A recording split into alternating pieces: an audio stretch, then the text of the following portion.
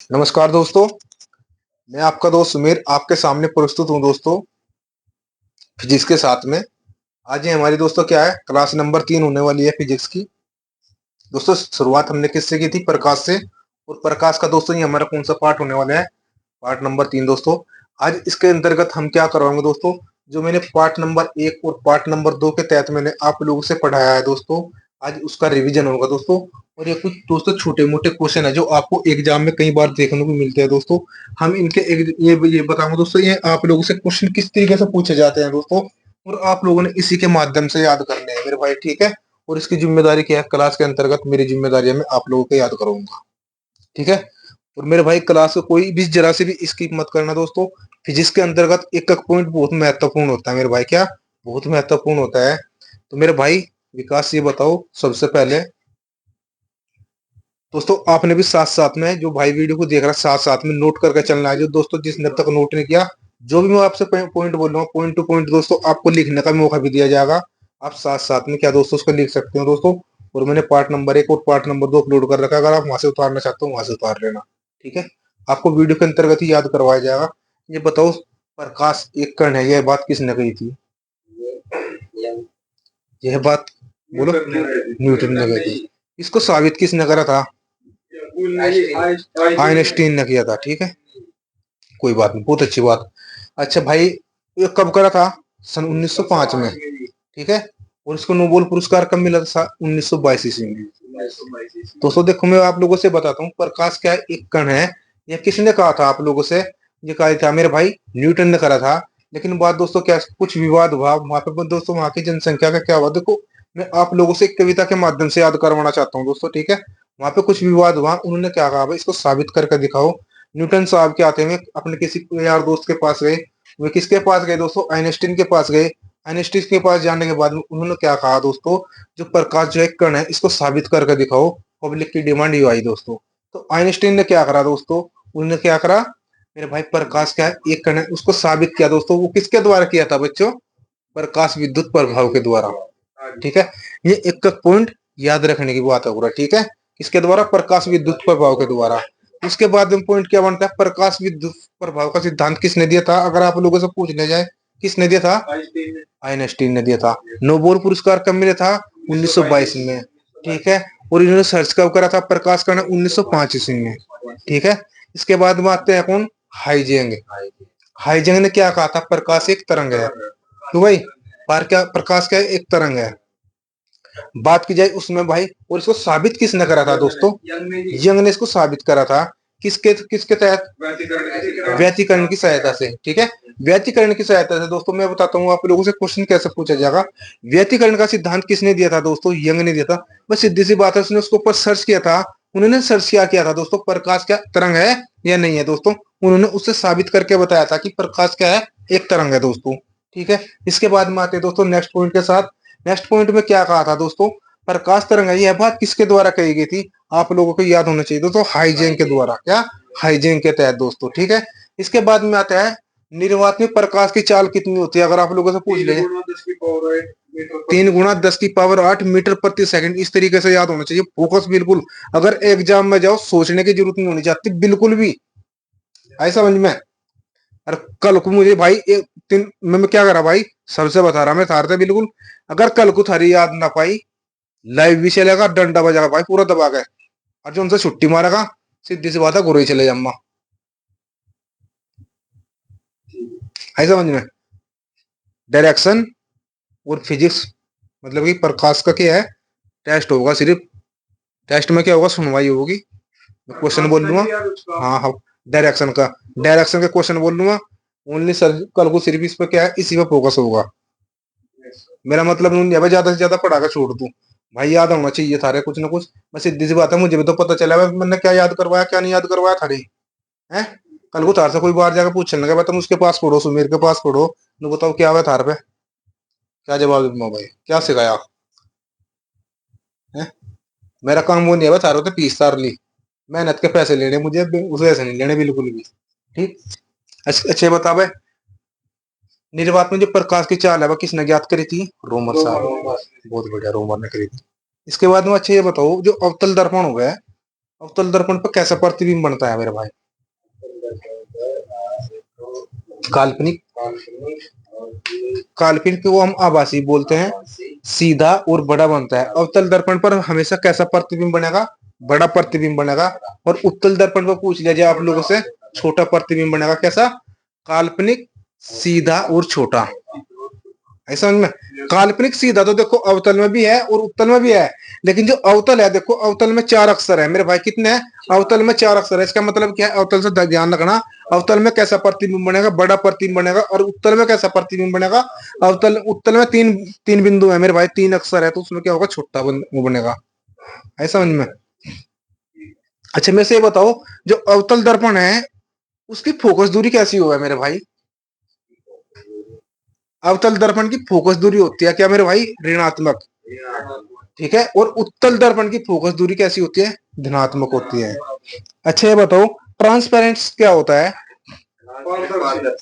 पारदर्शी, जिसमें प्रकाश क्या है? आर पार। देखो मान लीजिए क्या है भाई, ये रोशनी है, एक प्रकार का प्रकाश है ये भी। ठीक है। मतलब इसके द्वारा हमें कुछ आर पार दिखा है दोस्तों, वो क्या होता है? ट्रांसपेरेंट। क्या? पारदर्शी। लेकिन पारदर्शी आपको एग्जाम में कम देखने को मिलेगा, ट्रांसपेरेंट ज्यादा मिलेगा देखने को। ठीक है। एक होता है अर्ध पारदर्शी, ट्रांसलूसेंट। उसमें क्या होता है? जिसमें प्रकाश कुछ मात्रा में दिखाई दे, थोड़ा थोड़ा सा प्रकाश आवे। ठीक है। तो उसको क्या बोल रहे हैं हम? अर्ध पारदर्शी, ट्रांसलूसेंट। ये दोनों याद रखने। एक होता है ओपैक। ओपैक मतलब अपारदर्शी। उसमें क्या भाई? प्रकाश जरा से नहीं दिखाई देता बिल्कुल। ठीक है। हो गया यार इतना फैक्ट याद। इसके बाद में बढ़ते हैं मेरे भाई। क्या? एक होता है आपतित किरण। ठीक, आपतित किरण। एक होता है मेरे भाई क्या? परावर्तित किरण। एक होता है अभिलंब। ये तीनों कहाँ पे होंगे मौजूद भाई?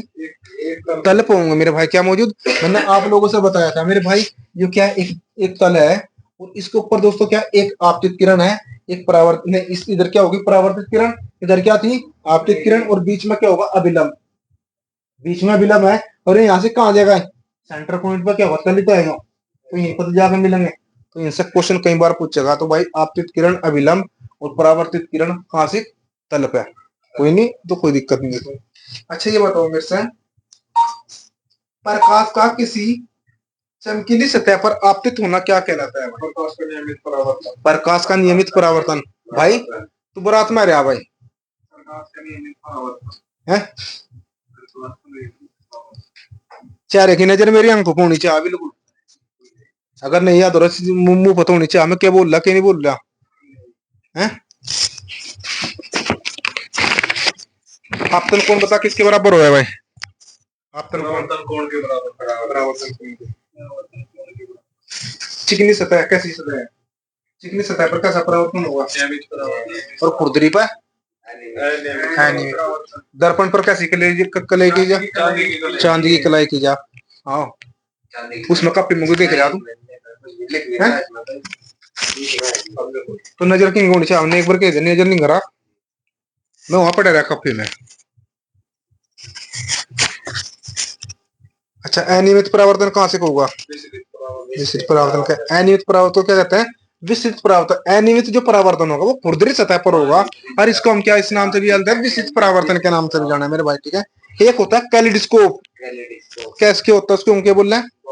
वो एक प्रकार का बहुदर्शी होता है मेरे भाई। क्या है? उसमें हमने अनेक सारे रंग दिखाए गए हैं। किसके अंतर्गत दिखाया भाई? हमने कैलिडोस्कोप के द्वारा। उसको हम बहुदर्शी भी हो गया, उसको हम क्या बोल सकते हैं? बहुदर्शी। इसके बाद होता है पेरिस्कोप। क्या होता है? दो समतल दर्पण।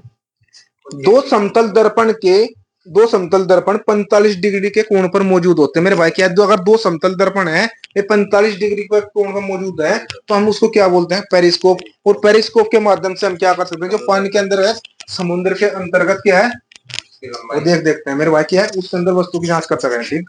तो बात की जाए मेरे दोस्तों अब जा इसके रिवीजन की, इसमें क्या क्या रखा आप लोगों से।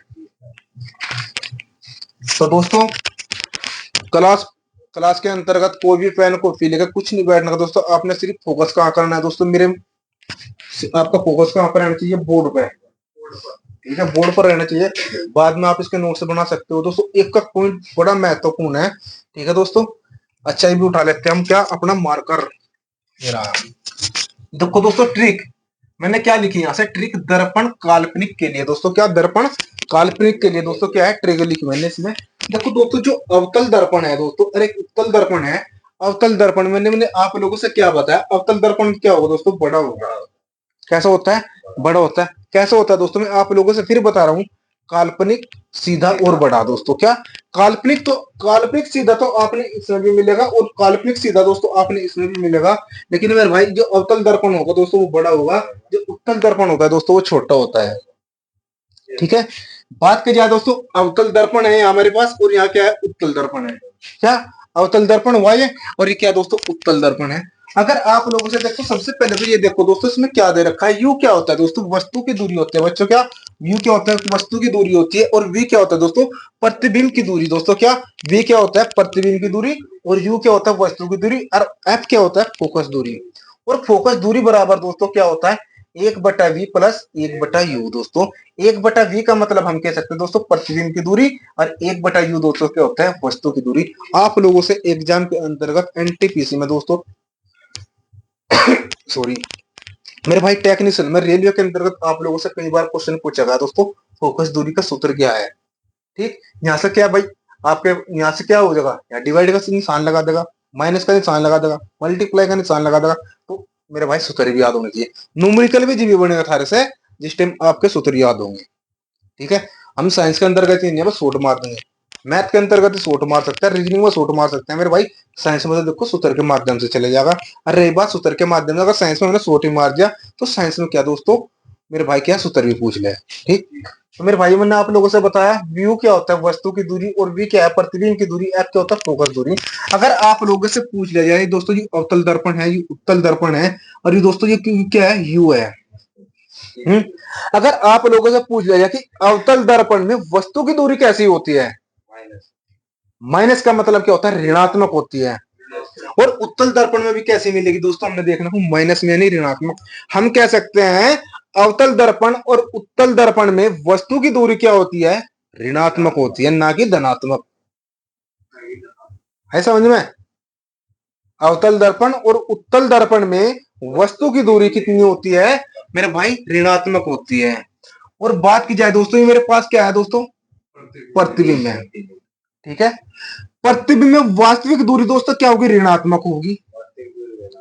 ठीक है, अगर आप लोगों से पूछ लिया जाए कि अवतल दर्पण में प्रतिबिंब की दूरी दो, प्रतिबिंब की दूरी वास्तविक में दोस्तों कितनी होगी, ऋणात्मक होगी दोस्तों। क्या प्रतिबिंब में दोस्तों वास्तविक दूरी क्या होगी, ऋणात्मक होगी। अगर आप लोगों से पूछ लिया जाए कि अवतल दर्पण और उत्तल दर्पण में प्रतिबिंब की दूरी दोस्तों क्या होती है, काल्पनिक धनात्मक और काल्पनिक धनात्मक दोस्तों क्या होता है, काल्पनिक धनात्मक और काल्पनिक धनात्मक दोस्तों। काल्पनिक धनात्मक दोस्तों इसमें भी होगी, किसमें, अवतल दर्पण में। और काल्पनिक धनात्मक दोस्तों इसमें भी होगी, इसमें उत्तल दर्पण में। ठीक है मेरे भाई, इतना फैक्ट समझ में आया नहीं आया है। एक रट्टा मारने से कुछ नहीं होता मेरे भाई, जिस चीज का रट्टा मारा जाएगा उस चीज का रट्टा भी लगाऊंगा दोस्तों। ठीक है, लेकिन फैक्ट से ज्यादा याद होगा, है समझ में। बात की जाए अवतल दर्पण है, जो क्या दोस्तों, फोकस है। अवतल दर्पण पे जो फोकस दूरी होती है वो कैसी होती है, ऋणात्मक होती है। अगर आप लोगों से न्यूमेरिकल आ जावे, अगर वहां आंसर आपको प्लस में भी मिलेगा, माइनस में मिलेगा मेरे भाई, सारी चीज में मिलेगा। अरे यार मैंने थार से एक बात, अगर इसका न्यूमेरिकल ही आएगा 50% सोल्यूशन तो मैंने यहीं पर करवा दिया थारा। भाई इसका उत्तर क्या है, अवतल दर्पण का जो फोकस दूरी आओगी वो किस में होगी, माइनस में होगी। माइनस का मतलब क्या होता है, ऋणात्मक। क्यों भाई, माइनस होता है ऋणात्मक। और उत्तल दर्पण की फोकस दूरी अगर आप लोगों से पूछ ली जाए कितनी हो मेरे भाई, धनात्मक होती है मेरे भाई। उत्तल दर्पण की फोकस दूरी हमेशा आंसर किस में होगा, प्लस में होगा। हम्म, हो गया। बात की जाए इब्जा मेरे भाई, क्या आवर्धन एम। आवर्धन एम क्या होता है दोस्तों, वास्तविक एवं उल्टा प्रतिबिंब दोस्तों। क्या वास्तविक एवं उल्टा प्रतिबिंब बनाता है दोस्तों कौन, आवर्धन। यू एम क्या है दोस्तों, हम इसको एम से डिनोट करते हैं आवर्धन को। एम का इसका सिंबल पूछ लिया जाता है मेरे भाई कि मेरे भाई जो किसका है, मेरे भाई आवर्धन का है। ठीक है, तो मैंने क्या लिखा, आवर्धन एम बराबर क्या होता है, वास्तविक एवं उल्टा प्रतिबिंब। अगर पूछ लिया जाए कि आवर्धन कैसा प्रतिबिंब बनाता है, तो दोस्तों कैसा बनाऊंगा, वास्तविक एवं उल्टा प्रतिबिंब बनाऊंगा। ठीक, बात की जाए आवर्धन एन दोस्तों काल्पनिक एवं सीधा प्रतिबिंब भी बनाता है दोस्तों। क्या काल्पनिक एवं सीधा प्रतिबिंब बनाता है। ठीक दोस्तों, इसके बाद में बढ़ते हैं यहां से, कहां से, एम बराबर, ये क्या है दोस्तों, आवर्धन एम है। अगर आवर्धन एम बराबर 1 दे रखा आप लोगों से, क्या आवर्धन एम बराबर 1 दिया हुआ है दोस्तों, कितना, आवर्धन एम बराबर 1 दिया हुआ है, तो इसमें क्या होगा दोस्तों, समान आकार का प्रतिबिंब बनेगा। क्वेश्चन में पूछ लिया जाएगा कि समान आकार का प्रतिबिंब किसमें बनता है मेरे भाई, किसमें, आवर्धन एम बराबर 1 हो तो इसमें किस प्रकार का प्रतिबिंब बनेगा, तो समान आकार का प्रतिबिंब बनेगा। ठीक है, आवर्धन m बराबर 1 हो, ठीक है, अगर m की वैल्यू 1 से बड़ी है, मैं कहूं आप लोगों से, अगर आवर्धन की वैल्यू 1 से बड़ी है, वहां पे आप लोगों से आवर्धन नहीं आने का लिखा हुआ, इस तरीके से लिखा हुआ होगा। ठीक है मेरे भाई, आवर्धन तो जो आपका लिखा हो 5% में आ सके, अगर आ गया तो, नहीं तो एम के बारे में एम आऊंगा वहां पे लिखा हुआ। अगर मान ले कि आवर्धन एम 1 से बड़ा है, तो कैसा प्रतिबिंब बनेगा मेरे दोस्तों, तो बड़े आकार का प्रतिबिंब बनेगा। अगर आवर्धन एम 1 से छोटा है, देख मेरे भाई क्या है, सिंबल बना रखा मैंने यहाँ, आवर्धन एम 1 से छोटा है तो कैसा प्रतिबिंब बनेगा, छोटे आकार का प्रतिबिंब बनेगा। एक बार फिर रिवीजन कर बरा, अगर आवर्धन m 1 से छोटा है तो छोटा बनेगा प्रतिबिंब। ठीक है, आवर्धन m 1 से छोटा, छोटा प्रतिबिंब। आवर्धन m 1 से बड़ा है तो बड़े आकार का प्रतिबिंब बनेगा। अगर आवर्धन m बराबर 1 है तो समान आकार का प्रतिबिंब बनेगा। ठीक है, और उत्तल दर्पण का आवर्धन m क्या होता है, 1 से कम होता है। ठीक है, क्या होता है मेरे भाई, उत्तल दर्पण का आवर्धन क्या होता है, 1 से कम होता है मेरे भाई। दोस्तों अगर आपको वीडियो अच्छी लगी है मेरे भाई, वीडियो को ज्यादा से ज्यादा शेयर करिए दोस्तों। ठीक, और मेरे भाई मैंने आप लोगों से क्या, कमेंट बॉक्स में से यही बताया करो दोस्तों, आपको वीडियो कैसे लगी दोस्तों, और इसके अंतर्गत कोई त्रुटि रह गई हो दोस्तों, हम उसको सुधारने की कोशिश भी करेंगे। और दोस्तों जो भी पढ़ाया जाएगा आप लोगों से कंप्लीट पढ़ाया जाएगा मेरे दोस्तों। मुझे सिर्फ क्या, आप जैसे भाइयों का सपोर्ट चाहिए दोस्तों। ठीक है, और रही बात जी, हमारे पास डिजिटल बोर्ड की सुविधा हो जाएगी दोस्तों, वो भी जल्द से जल्द करने वाले हैं, आप बेफिक्र रहो दोस्तों। इधर से मैंने मैथ की क्लास चालू कर रखी और रीजनिंग की क्लास कर रखी। और दोस्तों जिस भाई ने चैनल को सब्सक्राइबर नहीं किया दोस्तों, प्यारे बच्चों कृपया करके वो चैनल को सब्सक्राइबर कर लेना। ठीक है, जिससे मेरा आने वाला नोटिफिकेशन आप लोगों तक पहुंचता रहे। दोस्तों मिलते हैं नेक्स्ट वीडियो में, जब तक के लिए जय हिंद जय भारत।